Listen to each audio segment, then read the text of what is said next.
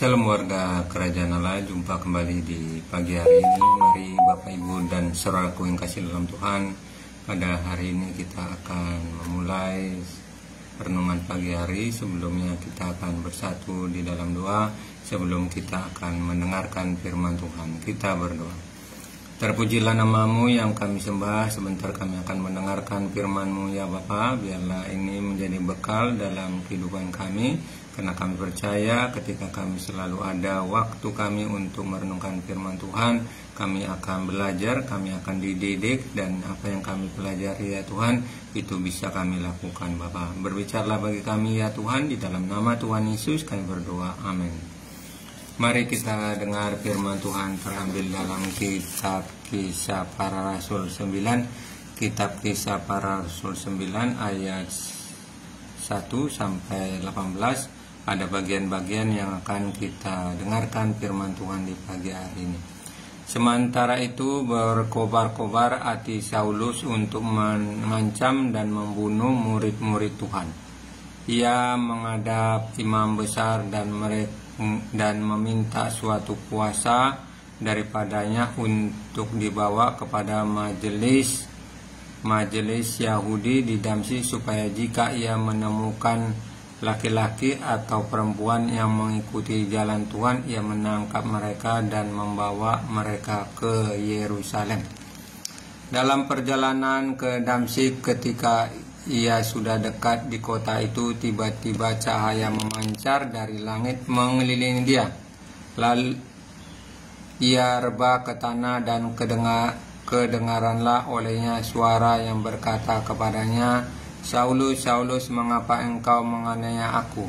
Jawab Saulus, "Siapakah engkau Tuhan?" Katanya, "Akulah Yesus yang kau aniaya itu. Tetapi bangunlah dan pergilah ke dalam kota, di sana akan dikatakan kepadamu apa yang harus kau perbuat." Maka terbangun-bangun teman-temannya seperjalanan karena mereka mendengarkan suara itu, tetapi tidak melihat seorang pun.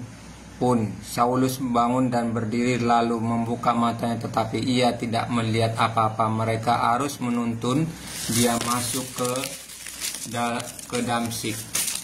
Ayat 9-nya, 3 hari lamanya ia tidak dapat melihat, dan 3 hari lamanya ia tidak makan dan minum. Demikianlah pembacaan firman Tuhan. Berbahagialah dalam kehidupan kita yang senantiasa merenungkan firman Tuhan. Saudaraku yang kasih dalam Tuhan, di pagi hari ini firman Tuhan berbicara tentang Saulus mengalami pertobatan. Siapakah Saulus, saudara? Saulus adalah yang menganiaya jemaat-jemaat Tuhan atau orang-orang yang percaya kepada Tuhan. Maka disitulah Saulus hadir untuk menganiaya jemaat Tuhan. Tujuan daripada Saulus adalah supaya tidak ada pengikut Tuhan itu yang percaya kepada Yesus Kristus. Tentu hal ini di mana Saulus niatnya yang kalau kita memperhatikan Kisah Para 9, dia ada jiwa semangat untuk melakukan penganiayaan jemaat-jemaat Tuhan. Nah, saudara, tentu kalau kita melihat dalam firman Tuhan ini dikatakan ayat pertama, sementara itu berkobar-kobar hati Saulus untuk mengancam dan membunuh. Jadi tujuan daripada Saulus ini mencari, dan tujuan daripada Saulus ini untuk rencana membunuh dan mengancam. Nah, saudara, tentu orang yang percaya kepada Tuhan ketika baru percaya, tentulah hal iman mereka akan juga mungkin mundur, mungkin mengalami ketakutan. Tetapi di sini tujuan daripada kita melihat firman Tuhan ini bagaimana Saulus mengalami pertobatan. Saulus yang ada rencana untuk membunuh dan mengancam jemaat Tuhan, disitulah Tuhan memakainya untuk supaya menjadi alat Tuhan, seorang Tuhan. Jadi kalau kita memperhatikan ini sesuatu renungan yang sangat luar biasa. Mengapa Tuhan menangkap daripada Saulus sehingga dia mengalami pertobatan? Karena kita melihat di sini pentingnya di dalam kehidupan yang dialami oleh Saulus ini. Saulus yang dipakai Tuhan ini, kita memperhatikan bagaimana ketika ada rencana, ketika ada ancaman untuk membunuh jemaat Tuhan, disitulah Tuhan menunjukkan di dalam pertobatan. Di dalam pertobatan yang dialami di ayat 3, Dalam perjalanan ke Damsyik, ketika ia sudah dekat di dalam kota itu, tiba-tiba cahaya memancar dari langit mengelilingi dia.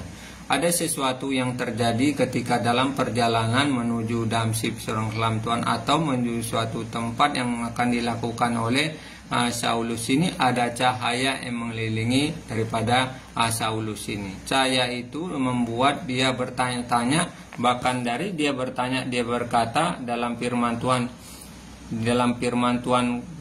jawab Saulus, siapakah engkau Tuhan? Katanya, akulah Yesus yang kau aniaya. Akulah Yesus yang kau aniaya. Itulah suara yang disampaikan oleh Tuhan. Yang Saulus bertanya dulu, siapakah engkau Tuhan? Kemudian Tuhan menjawab, akulah Yesus yang kau aniaya.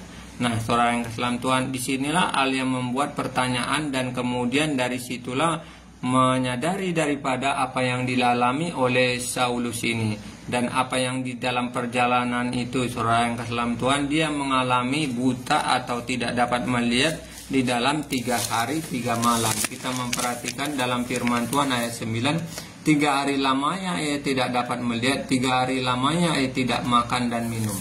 Nah, saudara yang kasih Tuhan, tentu orang yang ketika sudah dapat dia melihat tiba-tiba tidak dapat melihat, tentu ada kekagetan dalam dirinya. Itulah yang dialami oleh Paulus.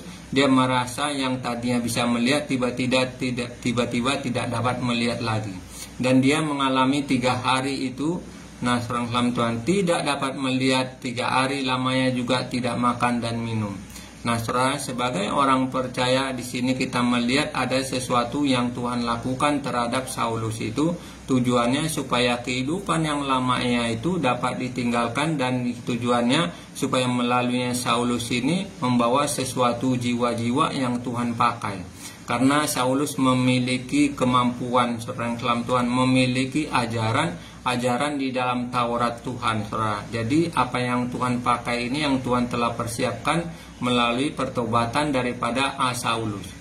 Nah, saudara yang kasih Tuhan, kehidupan kita tentu harus juga bisa mengalami sesuatu perubahan kehidupan, saudara yang kasih Tuhan.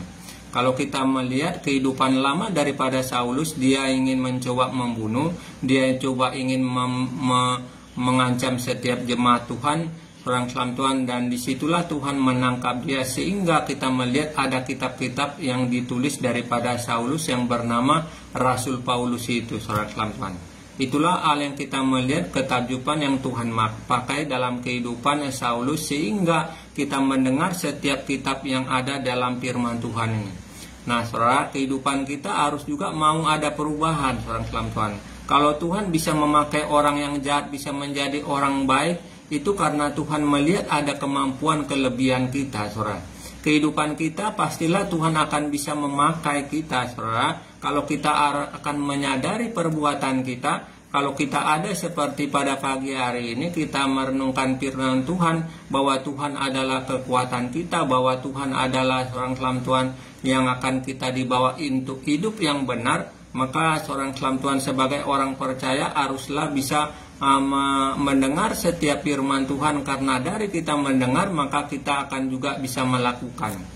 Kalau Paulus yang tadinya hidupnya daripada orang yang melakukan kejahatan, kemudian Tuhan membalikkan 180 derajat menjadi orang yang baik, menjadi orang yang berarti bagi orang yang percaya, saudara Tuhan. Begitu juga diri kita, saudara. Mari pada pagi hari ini sebagai orang percaya, kalau orang percaya itu, saudara Tuhan, adalah harus juga mau menjalankan kepercayaan itu, saudara. Apa yang perlu kita jalankan kepercayaan itu, saudara Tuhan, seperti kita dengar firman Tuhan ini.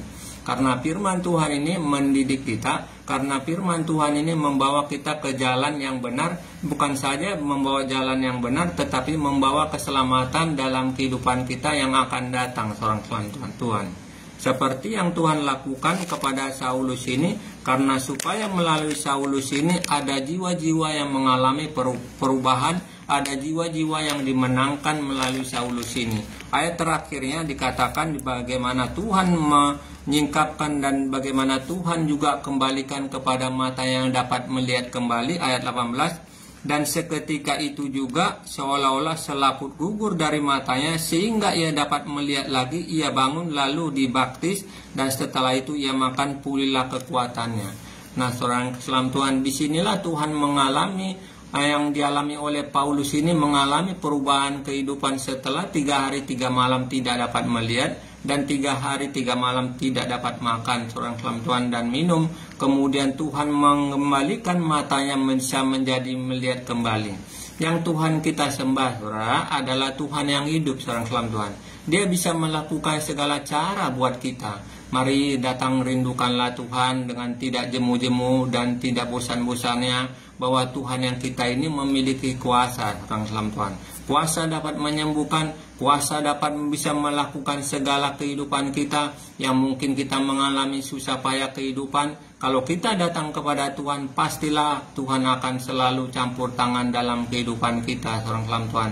Karena Dia ingin kita sebagai orang percaya supaya ada kebahagiaan kita yang Tuhan akan menginginkan dalam kehidupan kita. Olehnya pada pagi hari ini rindukanlah kita selalu datang kepada Tuhan.